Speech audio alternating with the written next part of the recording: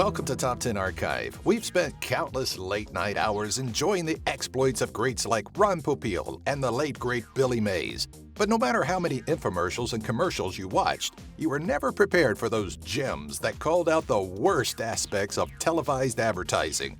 These 10 televised product advertisements are the worst of the worst, and we couldn't wait to share them with you. Number 10. Booty Pop. For the small introductory price of just $19.95, you too can enjoy the benefits of butt lift surgery without painful recovery and permanent transformation.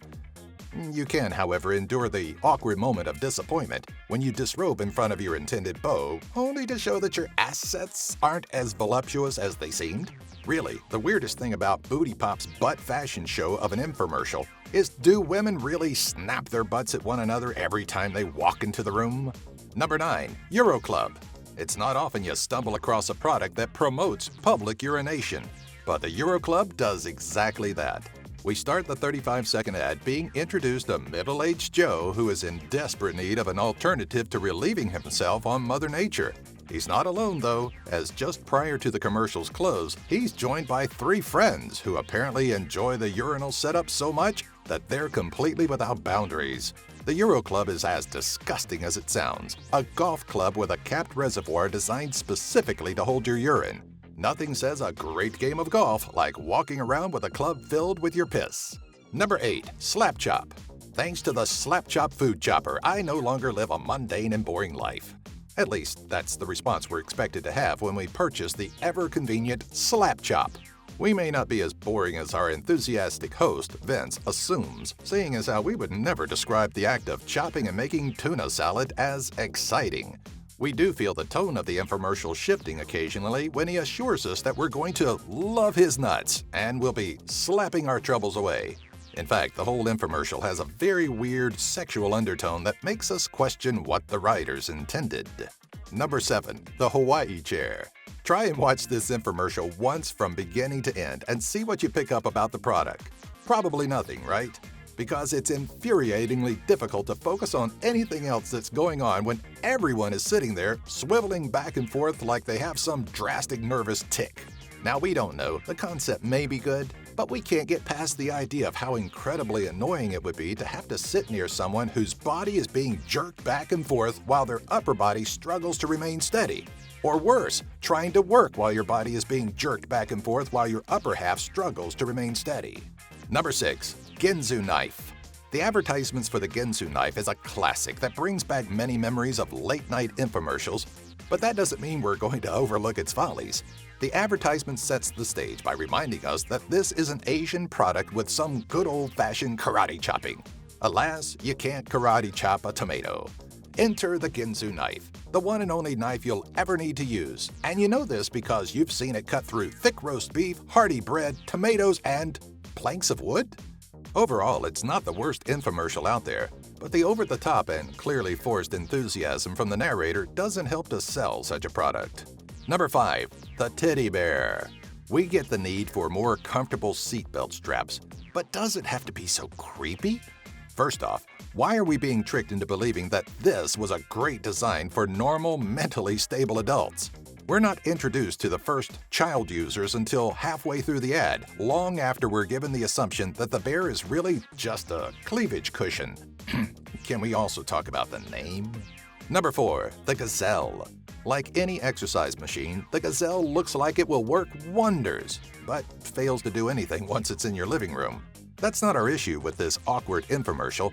It's just like every other exercise machine advertisement with its proclamations that it'll make you thinner. But this one gets a little creepy when male host Tony Little shows how the Gazelle can spice up your love life. Climbing on the Gazelle behind co-host Darla Hahn, Little gives us the physical demonstration we're praying he would launch into. Thank you, Tony. Our day is now complete. Number 3. Rejuvenique Electric Facial Mask.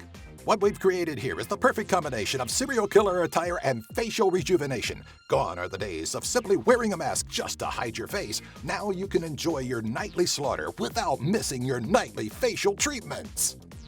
Think our rendition of the Rejuvenique Electric Facial Mask ad is too silly or stupid? Well, so do we.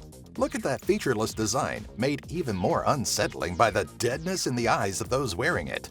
For something that's massaging your face, you expect eyes that are a bit livelier and less focused on what murder tool will require the least cleanup. Number 2. Shake Weight for Men. The Shake Weight infomercial is about as uncomfortable as they come.